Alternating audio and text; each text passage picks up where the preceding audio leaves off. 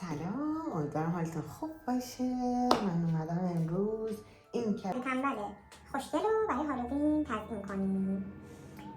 من قبلش ویدیو گرفته بودم، بعد یه مشکلی پیش اومد و تصویر قطع شد. اون نقاشی هایی که کشیده بودم تو ویدیو قبلی بود، حالا مشکلی نداره، ادامهش اینجا با هم انجام میدیم. خط کشیدم و اینجا هم دو تا چشم درآوردیم با یه دونه لبخند بزرگ با این دندونای گنده. ولی خب من تا الان این کارو انجام ندادم، اولین باره دارم با شما این کارو میکنم. امیدوارم که خوب بشه.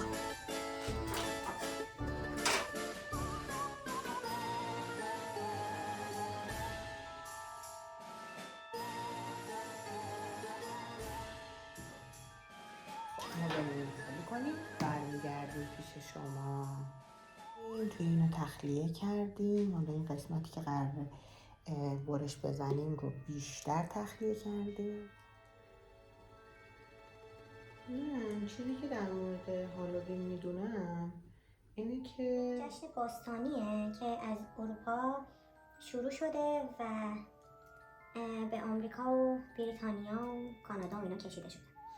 در اون زمان خب یه سری حالا سنت هاشون هست که انجامش میدن که البته الان دیگه تا حدودی فراموش شده، چون بیشتر به اون جنبه مفرحش نگاه میکنن و خب اینجوری میبیننش که یه جشنیه دیگه. ولی خب یه سری رسومی داره که شما مثلا با خونه هاتون و لباساتون همه رو توی اون شب به چیز تبدیل کنید دیگه، به یک حالت ترسناک تبدیل که نه ولی خب ترسناک کنید و خب یک پاکت های آماده کنین برای بسته های شکلات و اینا برای بچه ها که میان در خونه و شکلات میگیرن و اینها.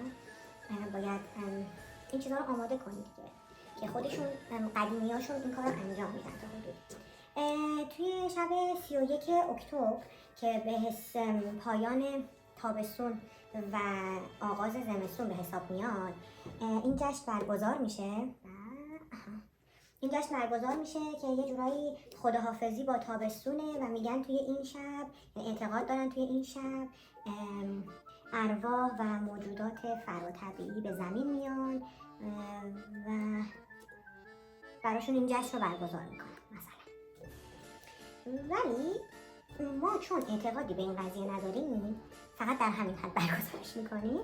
البته خب این اولین سالیه که من میخوام به جشن هالووین برم. البته خب خیلی سال پیش من ارمنستان این جشن رو دیده بودم، از نزدیک با مردم اون استایلای عجیب غریب اونجا آشنا شدم. خیلی چند سال پیش، 10-12 سال پیش میشه اونجا آشنا شدم. خب قبل از اون ندیده بودم، خیلی برام جالب بود، ولی باز هم در حد همون دیدار بود. خیلی حاضر نبودم تو اون جشن و جمعشون شرکت کنم.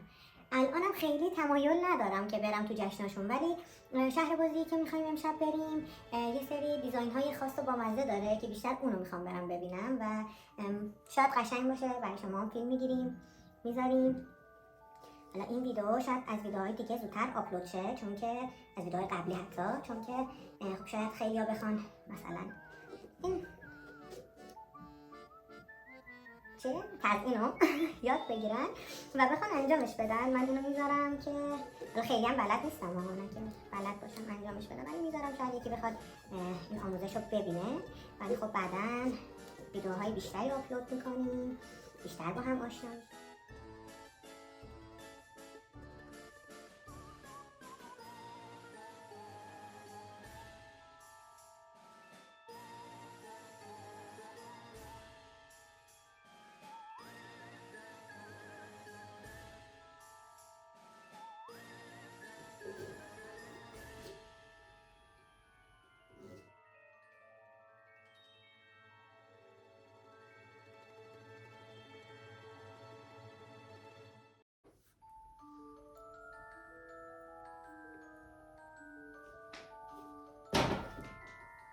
شما اینجا نگاه نکنید، خیلی افتضاح.